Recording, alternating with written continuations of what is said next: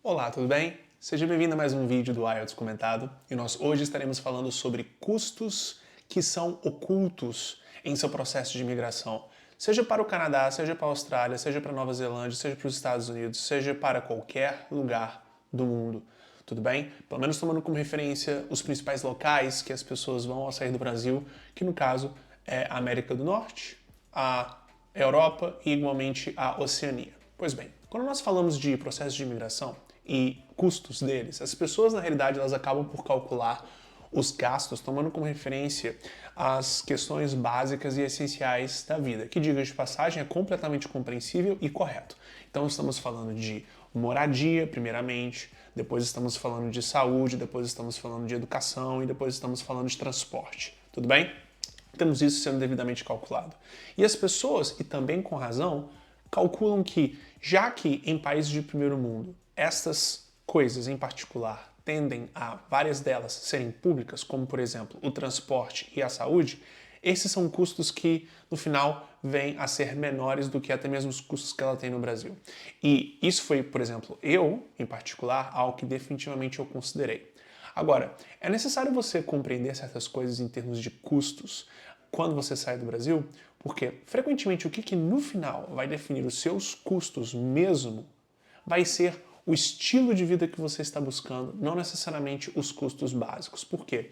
Se você tem como objetivo estar utilizando transportes públicos e saúde pública, por mais que fora do Brasil eles sim funcionem e funcionem bem, o fato é que, ainda assim, vão ser processos que não vão ser gostosos, não vão ser como, por exemplo, é o conforto que talvez você tenha se você já tem o costume de estar indo para os melhores hospitais no Brasil ou tendo os melhores planos de saúde, ou os dois. Quando você vai para um hospital, mesmo em um país de primeiro mundo, por mais que você saiba que você será atendido e você fará todos os exames que você precisa, ainda assim é uma experiência que não é das mais confortáveis, não porque você é maltratado ou o hospital não tem a infraestrutura necessária para lhe atender ou para você estar ali esperando ser atendido, mas é porque simplesmente não é nada ali de fato luxuoso, não é? E no final, às vezes as pessoas estão acostumadas com uma determinada experiência de um plano de saúde, de um hospital, querendo ou não, de luxo que elas têm acesso ao Brasil, porque elas são normalmente pessoas que podem ter até uma renda consideravelmente maior do que a média, e quando elas saem do Brasil, pensam que no primeiro mundo elas vão ter a mesma experiência que elas têm no privado e do de luxo no Brasil, e não é isto que acontece, não mesmo. Então, o primeiro custo que é oculto, mas que as pessoas acabam por ter quando elas saem do Brasil várias vezes, é o custo com saúde, porque elas têm a experiência no hospital público e são atendidas, mas sentem que elas seriam ainda melhores atendidas e teriam ainda mais conforto ao utilizar o serviço privado, seja em hospitais privados, seja planos de saúde privado. Então, definitivamente, isso coloca elas em uma circunstância onde que, eventualmente, elas vão ir para o serviço de saúde privado tendo esse custo a mais. Obviamente que planos de saúde fora do Brasil tendem a ser proporcionais ao custo de vida e ao rendimento das pessoas mais baratos do que do Brasil. Mas ainda assim, o fato é que as coisas vão adicionando e, portanto, elas têm um custo que a priori elas não esperavam. Então, este é o primeiro custo oculto que as pessoas frequentemente acabam tendo. O segundo custo oculto que elas acabam tendo é o de transporte. Por quê? Quando nós falamos de transporte público, definitivamente transporte público fora do Brasil, em países de primeiro mundo, funciona bem, é confortável. Entretanto, depois de um certo tempo de você estar utilizando o transporte público, aquele cansaço que você tem, da mesma forma que você tem no Brasil de utilizar ônibus e metrô, definitivamente também ocorre. Por quê? Para ninguém é confortável usar transporte público, por melhor que seja o transporte público do local que ele esteja.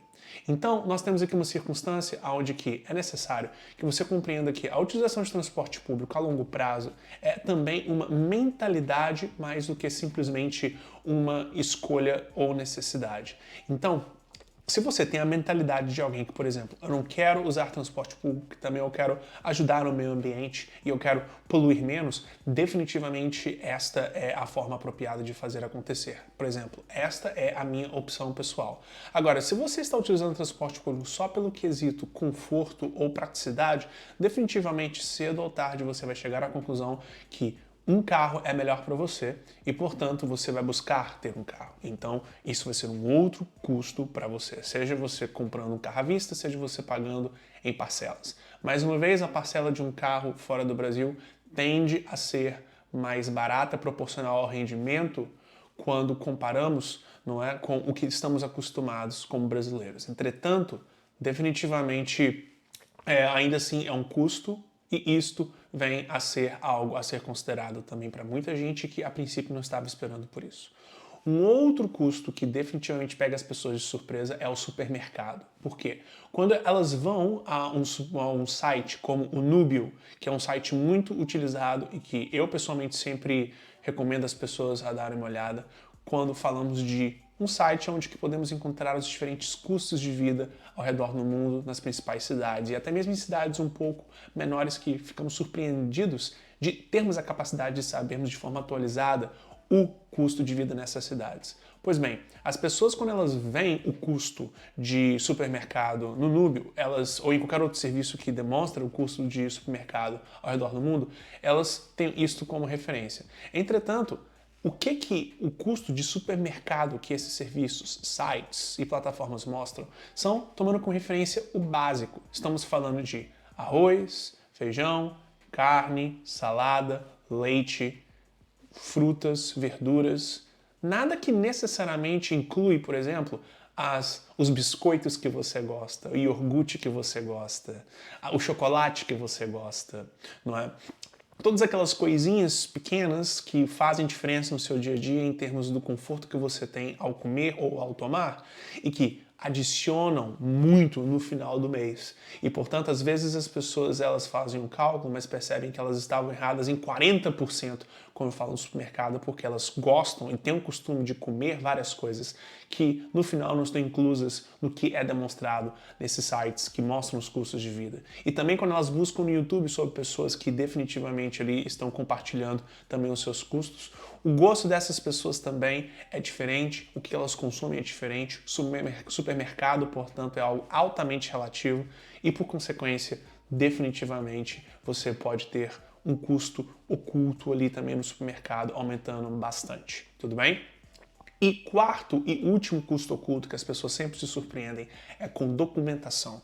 E eu não estou necessariamente falando sobre a documentação essencial que te permite sair do Brasil e ir para onde que você tem que ir como residente, ou como turista, ou como estudante, ou seja lá como for que você estiver indo.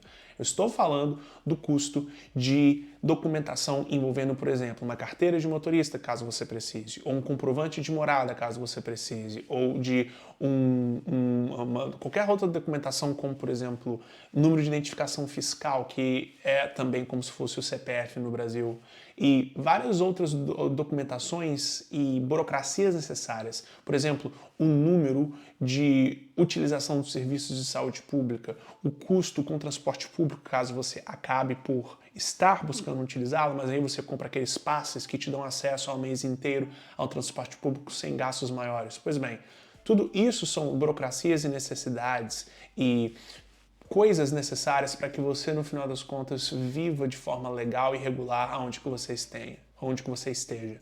E, por consequência, também tudo isso se adiciona e, por consequência, acaba por criar uma circunstância onde que você tem custos adicionais que não estavam previstos. Então, você tem, mais uma vez, saúde, você tem transporte, você tem supermercado e, por último, você tem documentação. Todos esses custos que as pessoas frequentemente ou nem ao menos consideram ou consideram com muito erro no seu planejamento financeiro. Muita atenção com relação a esses quatro em termos de como você se planeja financeiramente para essa sua vida com mais segurança e qualidade fora do Brasil, que todos nós queremos ter, tudo bem? Então, caso você ache que este vídeo tenha sido útil para você, não se esqueça de dar a sua curtida e escrever alguma dúvida ou questão, caso você a tenha, nos comentários. Vai ser um enorme prazer lhe esclarecer como alguém que já está há quase meia década vivendo fora do Brasil, tudo bem? E caso você queira saber quanto tempo de preparação IELTS você pessoalmente precisa para conquistar essa vida com mais segurança e qualidade fora do Brasil, não se esqueça de clicar no link na descrição e, assim, de uma forma bem direta ao ponto e completamente de graça, saber quanto tempo de preparação você pessoalmente precisa, tudo bem? Foi um enorme prazer, como sempre, estar aqui com você. Nos vemos no nosso próximo vídeo.